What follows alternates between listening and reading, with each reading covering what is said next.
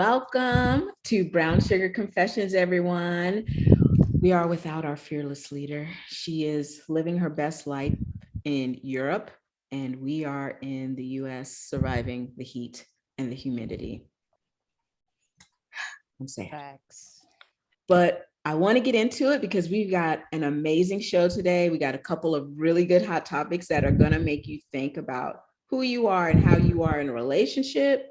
Then we're going to talk about the new Netflix show, How to Build a Dungeon. If you haven't watched it, please watch it. Is it a dungeon or a sex room?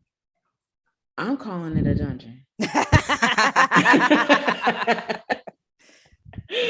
But if you have not already, you know what show, well, one, you know what show this is. This is Brown Sugar Confessions, and you can find us on YouTube, on Instagram, on Facebook. We're almost famous on all of those. Don't you want to help us become more famous?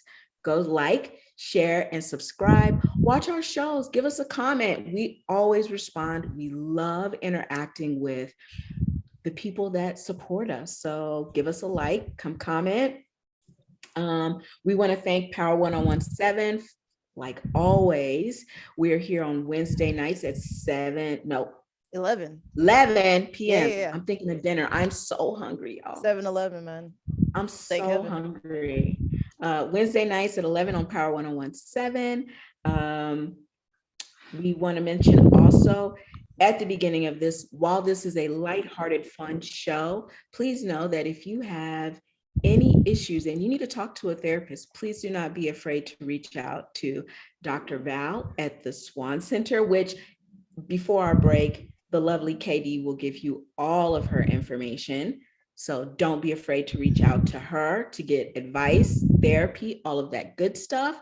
And if you want to just shoot the breeze with us, you can reach us at brownsugarconfessions@gmail.com. I want to get into it. How are you ladies doing? How are you doing, Miss T? Oh man, I'm doing pretty good. And quick weather report. It's partly cloudy here in the A, but we're just making it. We actually had a really bad rainstorm the other day, and I don't know if y'all know anything about driving in Atlanta. Nobody likes to be on the road when it rains because it's either super flooding or no one knows how to drive and traffic gets ridiculous. So every time I look outside, I'm like, is it gonna rain? Okay, now we're good. All right. Also, it's baseball season, and that's been holding up traffic here too because all the baseball games are during the day. Why? I don't know. But I'm assuming no news is good news because I haven't heard anything about anybody losing. So I guess go Braves. Go Braves, maybe? Go Braves, maybe. I guess I'll find out in October when it's a World Cup or World Series. Right? Oh my gosh. So how are you doing down there, Miss KD?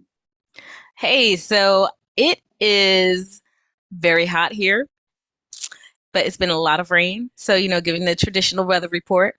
I just came back not too long ago from Seattle, and let me tell you how I left from here, went to Seattle. It was like cool.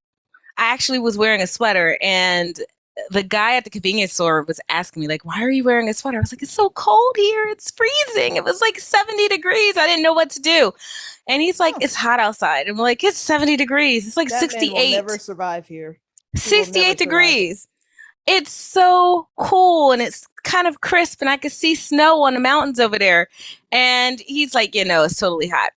About 2 days, 3 days later, it was 90 degrees. And they were like, so there's a heat wave and it's dangerous weather. So everyone needs to stay inside. If you can, please don't come outdoors if you don't have to.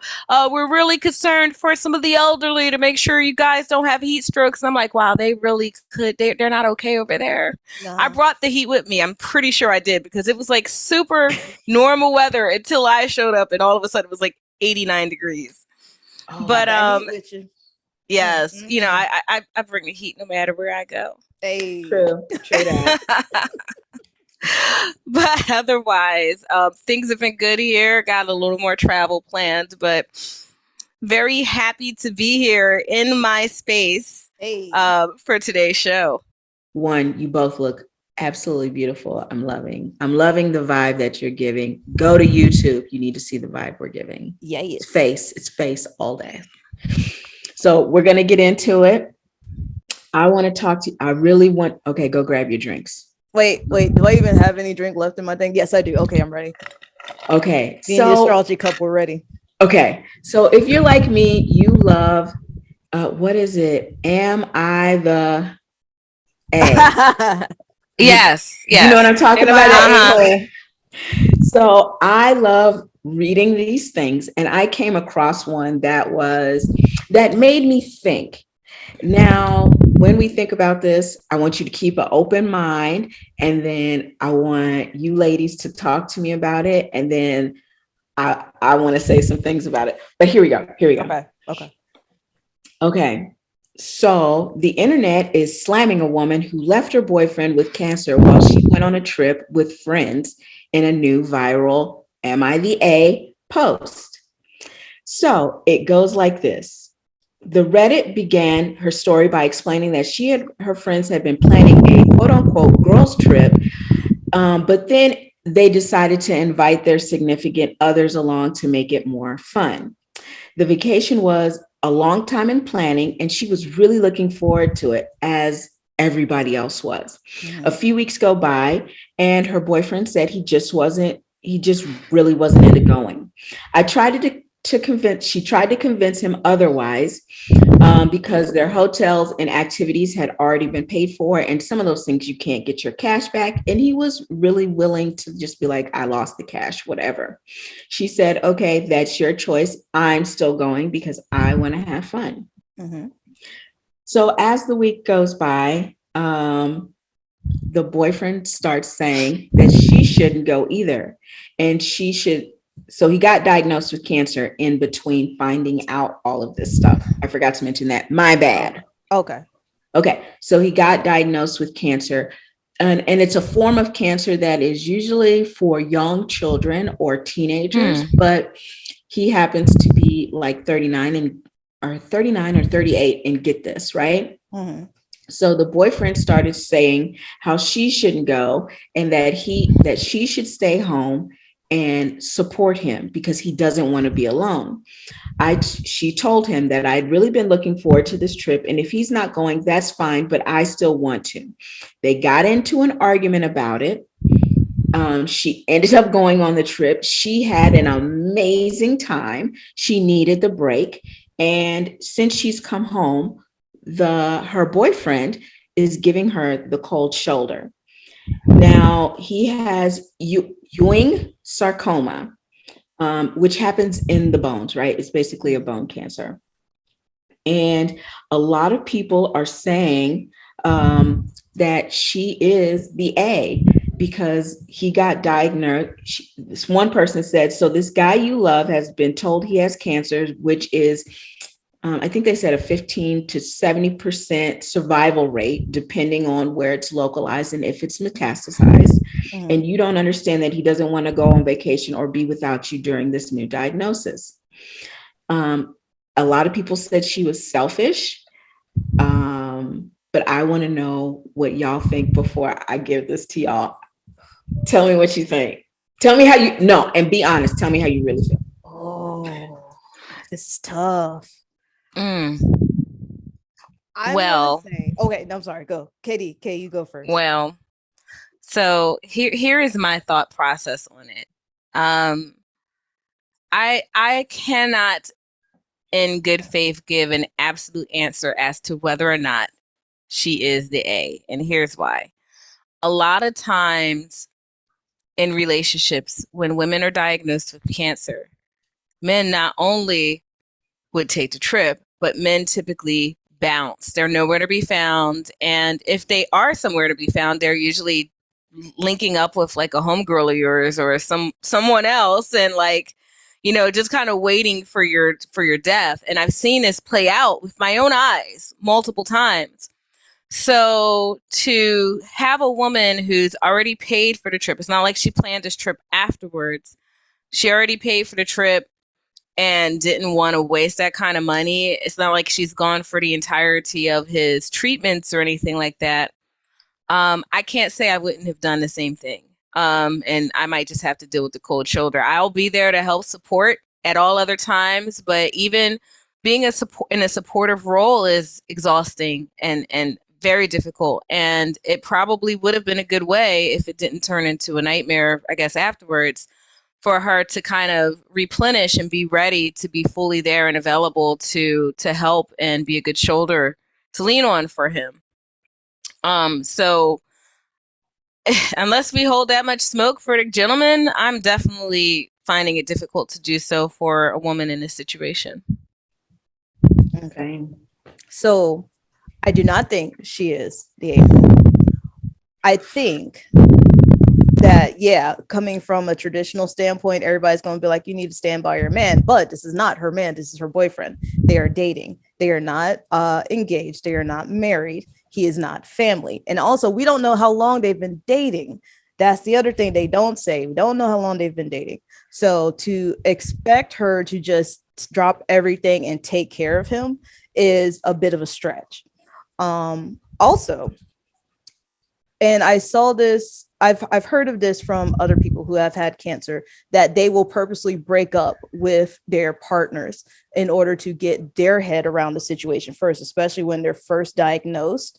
And then once they have a grasp on it, they will either ask the partner to, to be in the relationship with them again, or, it's kind of their way of setting that person free because they know they're about to go through, a whole ride. So it's up to that person to decide whether they want to be down for the ride or not. The other thing is he pretty much gave up his spot, was like, you know what? No, I'm not feeling it. That's fine. And then he decided, I don't want you to go either. That's not fair to her. Granted, okay, you got this situation that's happening with you, but to just have your partner drop everything just so you don't have to be by yourself is also kind of a selfish thing to do. And a lot of people don't want to see it that way because this person, granted, they are sick, but they also have to take responsibility for themselves and not expect other people to take care of them. And also that same thing that KD said is that sometimes, especially you see it with guys, if they can't be taken care of, or the person that was taking care of them gets sick, they're gone. Like I saw this one TikTok where it was like this girl had gave up her kidney for her boyfriend, and after he healed, he broke up with her. Like, bruh. And I thought about that as soon as we started talking, like you had suggested this, and it was like, this is why you don't ask people you're dating for stuff like that. Mm-hmm. Yeah. Don't make permanent decisions with temporary people. Exactly. That when I read this, and I took this from my perspective, having been through chemo, right? My ex-husband was never there. He was out wilding out at the club, getting drunk while I was going through what I was going through and didn't care. For me, when I read that, I was like, if he wants that kind of commitment, that is a wife level commitment. Mm-hmm. You better unlock that badge, homie. And unlock it quick. You don't get to ask someone that is just your girlfriend to put that kind of pressure on them. And one, you already said you wasn't going. It was just to read some of the people's responses just shows you how entitled they feel to a woman's energy. Mm-hmm. Mm-hmm. And how much they take it for granted that he's sick. He hadn't even started treatment yet. What is we talking about? About to say the real work hasn't even started. The real might work just be feeling. Started. You might just be feeling unwell right now. But when you start going through chemo, that's work. And he's probably been feeling unwell for a while. Let's be completely honest about it. He's probably been feeling unwell for a while, and she's probably been taking care of him the whole time, which is why she was probably looking forward to this vacation so much. Like, oh my God, I get a break.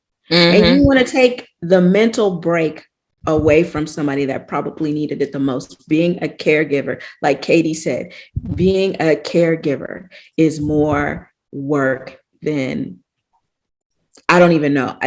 For me, being a caregiver, and I'm a mom, and sometimes I look at my kids like, if y'all ask me for anything else, we're gonna fight. And isn't he near family? Or his family nearby? Yeah, his family lives in the same city.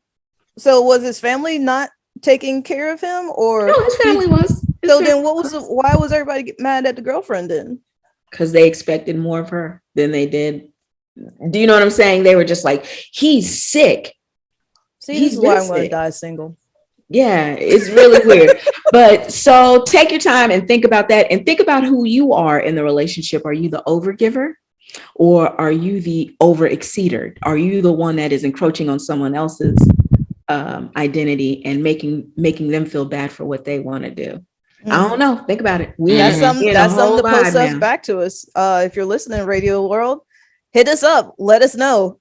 Are we the a-holes for agreeing with old girl that she is not the a-hole, or do you think otherwise? Hit us up at Brown Sugar Confessions. All the social media handles. But so we know that she was out there getting her joy, and some other people are out trying to get their joy by building a sex room. So let me ask, Tracy, KD, would you or have you a sex room? Would you have a sex room, or do you have a sex room? I don't know how you want me to answer that. Okay, have I been to one? Yes. Okay. Do I have one in my home? No. Do I have accoutrement? Yes. Oh. She said fancy accoutrement. But I've been to one. I don't have one in my home. I think when my children leave, this house will be redecorated. Yeah. There we go. There might be one that shows up in the future. How about you, Miss KD? Do you want one? Do you have one? I do not have one. It's funny because if I were to have one, we'd be sitting in it right now because it's the only space I'd probably have available for that sort of thing. But no, I do not. I have never quite contemplated having one, to be honest. I mean, I would love to say my sex life is that great, but as busy as my husband are, we do not require one at this moment. So maybe when we're like settled down and got our coins collected, then maybe there'll be time for a room. But yeah, I would totally get one, but it's definitely not a priority for me. I have to be honest. Bet. Well, I live in a Matchbox apartment, so clearly I don't have one. But just random question: do you think Doc Val has one? Yeah. So we're gonna have to ask her when she comes from her Euro trip. So if you haven't already, Radioland, there is a show on Netflix called How to Build a Sex Room, and it's been getting some rave reviews and some very interesting how you say critiques has been getting some very interesting critiques. So a lot of people are loving the show because, one, it brings sex rooms into normal conversation, and it kind of takes the stigma out of them, because a lot of times when you are thinking about dungeons, what's the first thing that comes to your mind when you think about a sex dungeon? KD.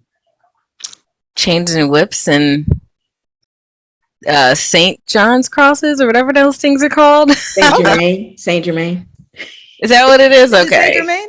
I don't remember. How about you, Tracy? When I think about one, I just think about a bed, a real big bed. Okay. Legit. So when I got to finish watching the show a couple days ago, and so essentially the lady, I forget her name, Margaret Magenta Rose, something like that. Somebody correct me.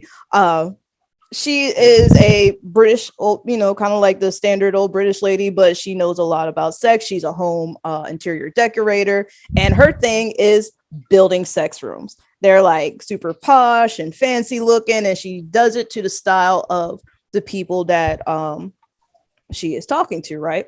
So as she's talking to these different people in the show, she's building a sex room based on their taste. So you have like by the way, guys, if you haven't watched the show yet and you don't want spoilers, just put your fingers in your ears and say la la la la la la la la for like the next 2 or 3 minutes. Melanie Rose, yes, thank you. So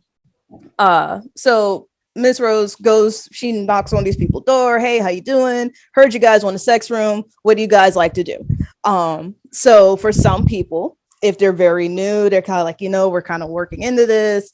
I like this. He likes this. Okay, well, let me pull out my bag of toys and what speaks to you.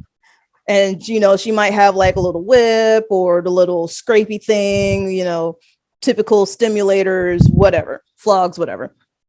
So, for example, I'll give you one lady, she was very sensual. Her husband was very technical. And as she was talking to them, she realized there's a mismatch in their communication, and it was showing up in their bedroom because they use their like part of bedroom as a quote unquote sex area. So she literally changed their whole bedroom up so that it had like these sensual things with like feathers and like nice soft walls and everything. And then there was like a technical side to it where there was like the TV and all this like sound stuff. And it made a nice little mesh between them. So it was going on with that for like different people and different styles. There was one lady, she was an ex-stripper. Her bedroom was amazing. So if you guys go watch it on the show, you'll see what I'm talking about. But with that being said, there has been critiques about the show, especially from people who are in the kink community. One of them being the lack of education that was going on with the show. And I was talking to some people about it who had also seen the show, and these are also people who are not part of the kink community. So they were like, but it's just a show about building sex rooms. So why would you need to bring that in? So I asked you guys, because we are all of different, sexual experiences, why do you think education in this case would be something good for the show if they were to continue the show? Well, I will say that I think in some of those cases, some of these rooms are very centered around kink. And I think it's very possible to have a sex room that's not focused or centered around kink. And maybe if that's the case, there's no need to have education around it. There's still even education necessary. If we're going to go as far as building a whole room around it, then we should be having much more educated discussions. But especially if there's kink involved, especially when you start talking about bondage and whips and things like that, there's a lot of consent that needs to be discussed. There's a lot of things that people need to know to make sure that it stays safe. As our slogan goes, stay safe, play safe, stay safe, stay safe, play safe. Excuse me. Stay safe, play safe. Thank you.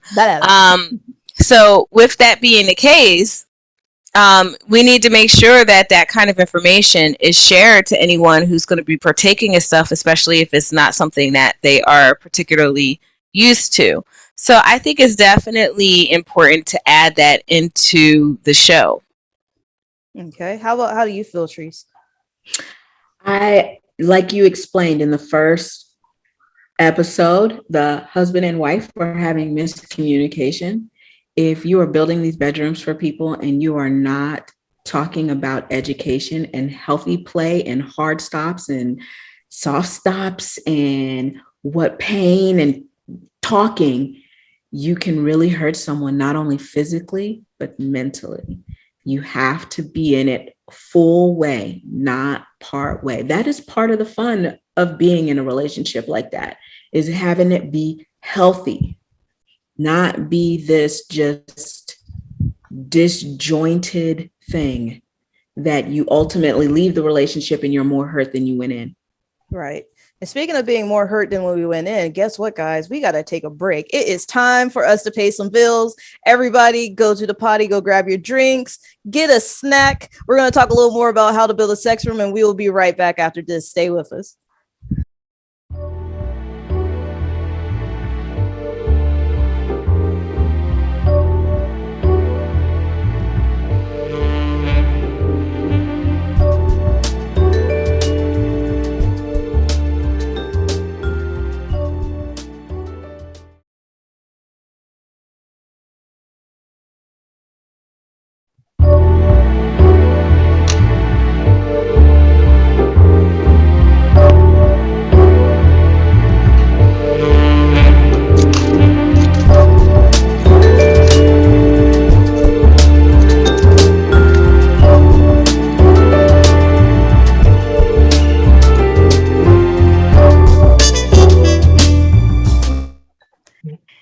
Hey, everybody, and welcome back to Brown Sugar Confessions on Power 1017. So, I hope everyone got their drinks, you got comfortable, you got your snacks and all that good stuff, and get ready to hop back into it. Make sure you do not forget to follow us on all of our social media. We are on YouTube, we are on Spotify, we are on Twitter, we are on Facebook, we're on Instagram. Just find a social media and you will find us by following Brown Sugar Confessions on each and every one of them. If you have any questions for the show that you would like for us to discuss or you want us to address, we can keep it confidential, or you can tell us who you are too. You could do that by going to brownsugarconfessions@gmail.com. And if you have any questions that you have for Dr. Val, you can reach her at Valerie@SwanCenter, that's with 2Ns.com. Speaking of which, look who we got here. Hey guys, how are Hey. you? Hey, Fearless Leader is beautiful. back. How you guys? I miss you. Yes. So where are you, Doc Val? We miss Where in the world is you. Doc Val? I am in Germany, in Metzingen, Germany, which is not too far from Stuttgart. And it is hot as Hades here. Oh my. And hence, if you hear this vibrating thing back here, it is not a vibrator, it's my fan. Because we got no damn AC in this expensive hotel. Yeah, that's one of the things we were hearing is that Europe is on fire because Europe is not used to this kind of heat. It is butt ugly hot here. Ugly hot. Yeah. man. So yeah, it's there's no relief from the heat. So, we're in the area that we're in. They call it the premium outlet center. So you've got your Gucci's and Valentino outlets here. So, and I told my husband, I'm like, oh, since, the hotel room is so hot, I got to be in the streets shopping because at least Valentino's has air conditioning. That's my excuse anyway. So speaking of running around, Doc Val, we got a question for you because we posed this question and we think we know the answer, but we need to know what your answer is, the actual answer. So Okay. What y'all want to ask? Oh Lord. Y'all are scary. Do you have a sex room? Do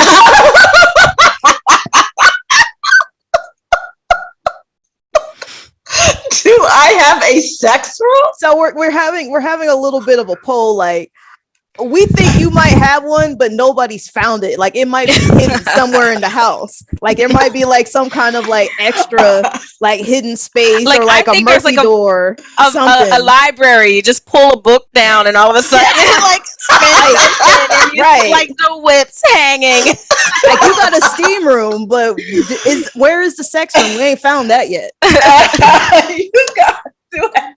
Where the heck you guys come up with this crazy stuff? Do I have a sex room? Well, we gotta ask. We gotta ask our fearless leader. Okay, so no, I do not have a sex room. I know, but however, that my husband wanted to build a sex room. Really? He did, and he actually, and I said, honey, what about the grandkids? Oh, we'll make it so they can't find it. We'll put it in a special room. We'll build something. I'm like, okay, but what about when we're dead? Oh, and I am glad you brought that up because that is something also we are going to talk about. I'm glad you did bring that up because we're talking about the show How to Build a Sex Room on Netflix. Have you seen it? I saw a couple of episodes. Yeah, really good show, right? I'm enjoying it. Yes. How did you like it, and did you have any critiques on it? I really liked it. My only critique is, and it's because it's and this is because of what I do.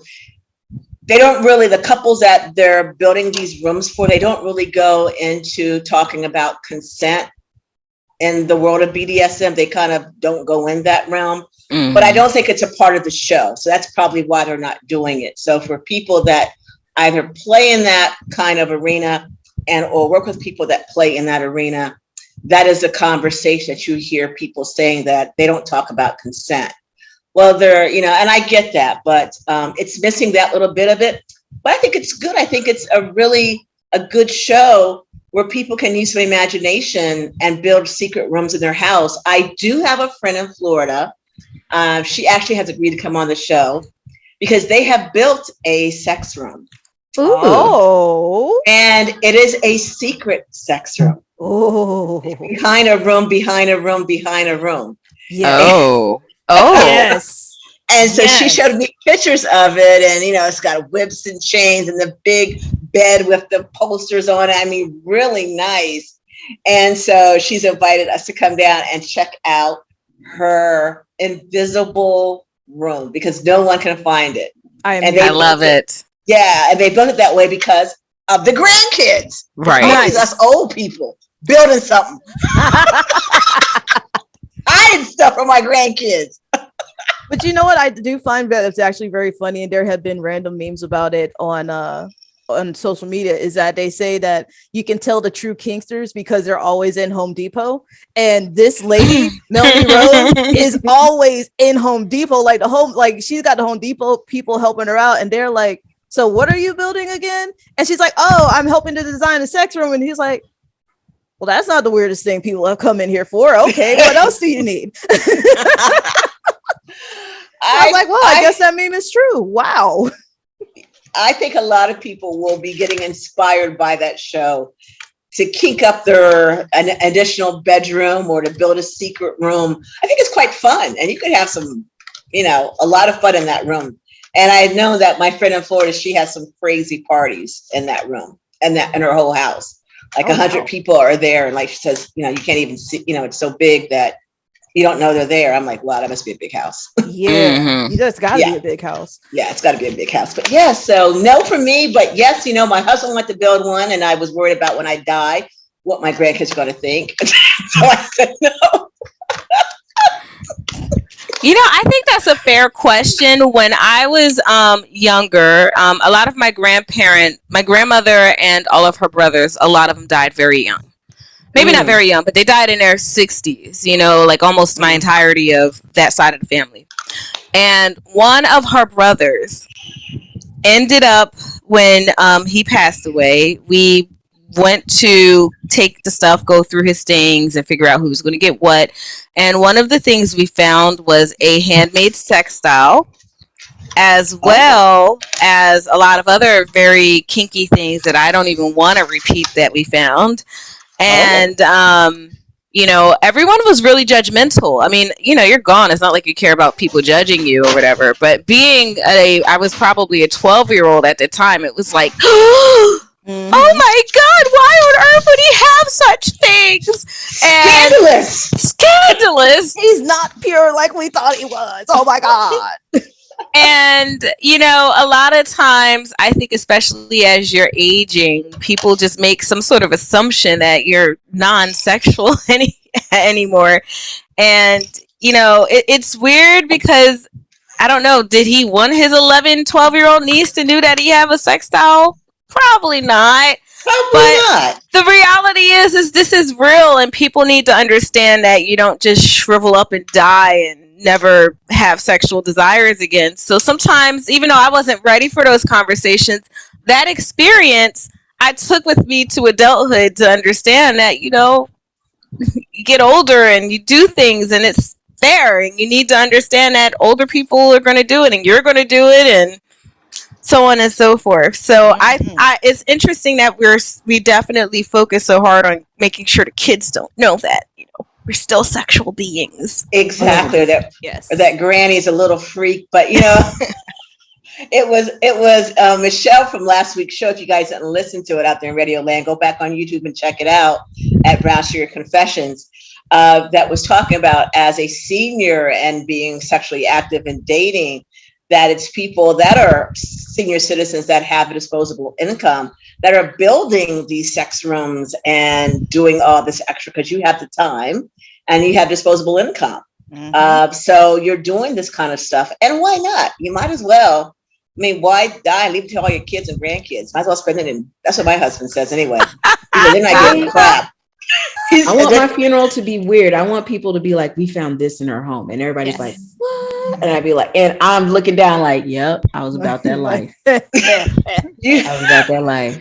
you know what, Treese? I really can believe that about you, that you're going to have I don't know why, but I'm worried about, my grandkids looking, you're like, yep, grandkids look at me. My mom was a freak. Be like, yep, you knew it. You knew what you came here for. You wanted something to talk about. Well, here you go. Here's my sex doll. Like, here's all the body pillows. Oh, But one of the funny things is that there was an article I read about the show, and the person who wrote it, I guess they are a real estate person, and that's one of the things they talk about is before you build, your sex room, if you're going to keep it in the house, one of the considerations is what's going to happen if you die or if you move, because they've had problems, like she said, they've had problems with selling houses that people know have either had sex rooms or have been built around things that are for sex. There was an example she used where I think there was a house that was used as a dungeon, and the people was trying to sell the house. They couldn't sell the house because everybody knew what it was for. And even after they took all the stuff out and tried to relabel it, the I guess the mental stigma was still there and nobody would buy the house. Weak. Yeah. Weak. And that's fascinating, but I absolutely believe it. I think there is definitely a stigma around that stuff. Like, people really do assume, like, let's just think about it. Anytime you see, almost on TV outside of Netflix, someone show a scene that's in a dungeon, it's usually right before they're getting killed by a serial killer or something like that. So there is this really weird expectation that only some extraordinarily, bizarrely insane people will do something like build an entire room for that type of thing. So I think a lot of times people, if they see that in a listing, they're just assuming that this person was dangerous. It's not even just like, oh, there was sex happening in the room. Like, they really believe that this was some dangerous person that was causing harm and hurting people in these rooms versus just adults having fun, unfortunately. But maybe shows like this will help reduce that stigma and make people realize that everyday people do some, maybe not everyday things. I think it's every day. Yeah. But and also, I think, like we were talking before, a lot of people, if they hear sex room, they think dungeon, they think nasty, dirty, nobody's cleaning anything off, everything. Right. There's a rat running around, stuff like that. That's what I think of when I hear dungeon. There's a rat. There's a rat running around somewhere. But what I liked about the show is that the lady, and this is, I love the interior design because some of them, like one looked like it came out of an old 1940s, 50s cinema type deal, the super Hollywood type lady with the movie star bathtub. One of the rooms was designed like that. One room was designed this is hard to really say, kind of like a harem, like that traditional Orientalism type deal. Okay. Yeah. It looked like that. It was very, very tasteful. But some people, when they think dungeon, they think there's a rat around the floor, and then everybody's up like this, going, "Oh no, what's going to happen to me?" There's an Iron Maiden in the corner somewhere. Right. Exactly right. Somebody's coming in with an executioner mask, I think you're absolutely right, Miss T, that a lot of people think that about those kind of rooms. And, people that have sex rooms and that play in, the kink world, the one thing that is always stressed is to keep everything clean and also to keep it sanitized. I mean, they've got the UV, they're running the UV light over everything to disinfect. They've got disinfectant out there, wiping everything down between plays, after play, during play. They're really, really good about doing that. The dungeons that I've been to and the people that I know that play in that world. So people out there listening, don't let that perception of people in the kink world, stop you from going. Try it out, go to that dungeon, go to that playroom and have some fun with it. That's what I say. That's good to know. There may not be a rat, but there may be in the state interest cross, and you just gotta do what you gotta do. You just gotta do what you. It's gonna be clean. They're gonna wipe it down between scenes. Trust me on that. They don't. Exactly. They're gonna wipe it down. They had that stuff down way before COVID ever hit. I tell you. This is true. I was wondering, did any of those rooms ever close during COVID? I'm assuming they did. I'm assuming a lot of them probably. Yeah, did. I think they did. Don't ask me why I know. Oh, we're not gonna ask you why you know, baby. But yeah, I'm sure that they did. A lot of them did close down. yeah. I wonder how all that's going to happen, especially with this pox that popped up. But I'm assuming, so like I said, so long as everybody's wiping everything down, everybody's taking a bath on the regular, most people should be fine. They say, I haven't, because I'm in Europe, and I guess I don't know where monkeypox started, but I saw, you guys correct me if I'm wrong, did the U.S. declare monkeypox a State of emergency? Yeah, they did. Yeah. So what's that mean? Can we get back in the country? What we gotta do now? We got to do another test or what? You will be fine to get in the country, I believe. But I think what that means is that they're going to start putting monies towards combating, I guess, the potential. I don't know. What do we call this? It's not a pandemic. I don't know what to call this, but outbreak. Yeah, there we go. So I guess they're going to start putting money, emergency monies towards it because it's something to take seriously, I guess, at this point. Okay. Say we just could not catch a break these last 3 years. Nah, man. 2.5. Nope. It's just one thing after another. COVID and the monkeypox. I mean, yeah. Listen, it ain't getting any better. So if you wanted to try and build a sex room or a dungeon, go ahead. Now is your chance. Now is who knows what's going to happen. In case we go to quarantine again, at least you got your own freak room. So you might as well go ahead and build it before we go into quarantine again. Man, listen. Fair enough. You might as well quarantine with a whole new way of being. Go ahead and build your sex room now. Right. But people in Europe, they're and the stores that I've been going to, everyone is wearing masks, of course. And I noticed that a lot of people are wearing gloves, rubber gloves. And someone told me something about, how monkeypox is spread. So now, through transmission and even through sexual transmission. So they're taking that extra step. But anyway, it's a crazy world. We're going to move on. We're not going to talk about it. Yeah. So speaking of ailments and sex. Oh, Lord. Uh-oh. Big segue. Segue. Did you guys hear about the woman who, I know you all have heard about like men that basically have a heart attack on top of the woman and passes out and stuff like that. And that may be the last thing they do is their O. They got color purples. Well, a young woman, and that she's not much older than I am. She's in her 40s. I was thinking too, color purple. Young woman in her early 40s, nearly, as she said, died having her O. What? Yes. So she about had the little and then the big death? Yeah, she exactly. So apparently she had a aorta erupt in the middle of her O. And so the positioning, because I think this is sort of related, she had her knees to her chest, and in the middle of having an O, she felt this pop in her chest that radiated to the back of her, to her back, like her ribs and to her back.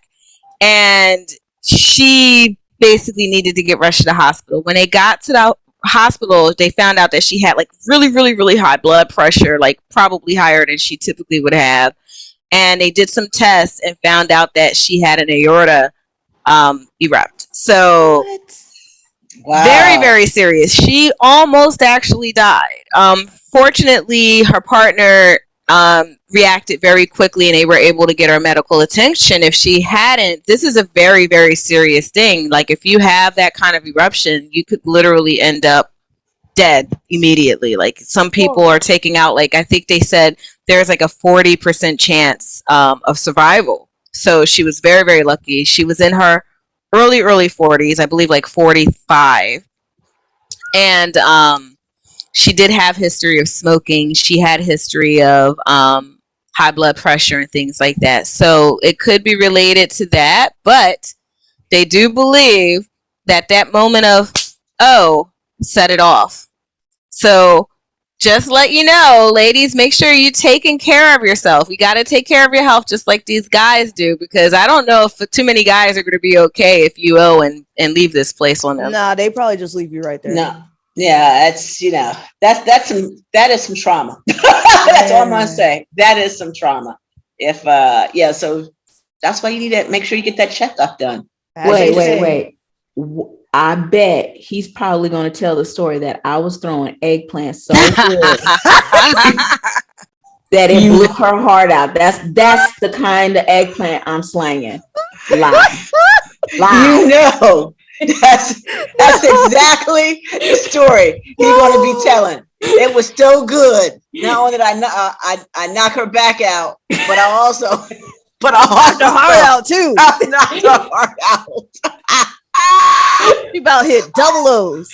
I could see some fools saying that. It was so good. I can see that. I can definitely see that. So hard and fast, I knocked her back out, and I almost went and put her in a hospital because I killed her heart. Literally put her in a hospital. Literally put her in a hospital. Lord Jesus. Oh my God. Oh my God. And as they say, everybody, please make sure you contact your doctor before you engage in any physical activity. Don't just know that we at Brown Sugar Confessions, we love you. Take care of yourself. Stay safe and play safe, as they say. Stay safe, play safe. And make sure hey, speaking of staying safe and play safe, we got a bunch of emails coming in. So keep sending them to us, guys. We want to do another listener email. Oh, do we have any good ones? We do. I don't have them on me, but they've been coming in. I want to read several of them on one of our shows coming up. So keep sending them in to brownsugarconfessions@gmail.com. You know how to reach us by now. Yeah, now I'm curious. We got, well, I know they're not in front of you, but did we get any from like any other countries beside the US? These, they didn't put their country down, the 4 or 5 that I saw since I've been away. I'm just thinking here. I didn't remember seeing anything about the country. So I don't know, Miss T. I'm assuming they're all US. But I know that we get a lot of listeners in Germany. We actually have, the Middle East, we have a lot of listeners. So yes, Brown Sugar is spreading around and being the #1 show in Delmarva at the time slot. Thank you, listeners, by the way. Thank you. And we're going to be announcing some anniversary things because our 1-year anniversary is actually next week. It's official. Hey. It is next week. So we're going to announce some anniversary specials we have on coming up. We're going to do some pop-ups around the country. So we've got some hot girl things planned. Some Brown Sugar hot girl things are being planned. But thank you guys for listening and supporting us in this adventure for 1 year. It's been amazing and a lot of fun. Hey, that's awesome. We actually were doing this for an entire year. That's What? 52 weeks. I know, right? I'm 300? so proud of us and what Yeah. we've accomplished, and the community that we built is beautiful. It is so beautiful. And one email I got from a lady, and she actually called me, and she said, because she's one of your, she listens in Buffalo, Teresa. She mentioned your name, and she says, I just love how you guys talk about sex with such ease. And she's like, I wish I had that. Wow. And that just made me feel good. So that's what we do. And that's what it's about. We're trying to break down stigmas and make these things part of the dinner table conversations. If you don't have young kids, right? So long as you're not bending over the dinner table, have the conversation first, then bend over. Excuse me? Says who?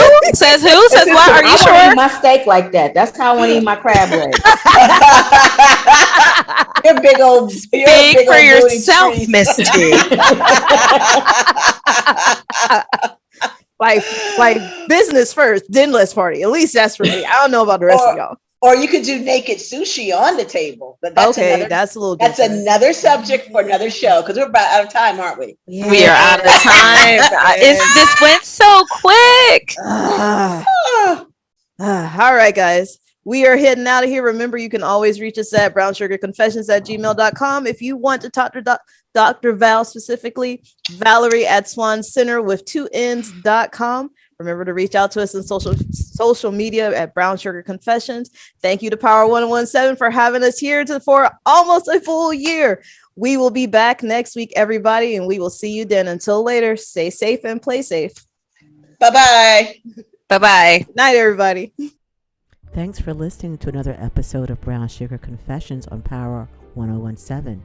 Go to our Facebook, YouTube, and Instagram page at Brown Sugar Confessions to like, share, and follow. Stay safe and play safe. We'll see you next week. Bye for now.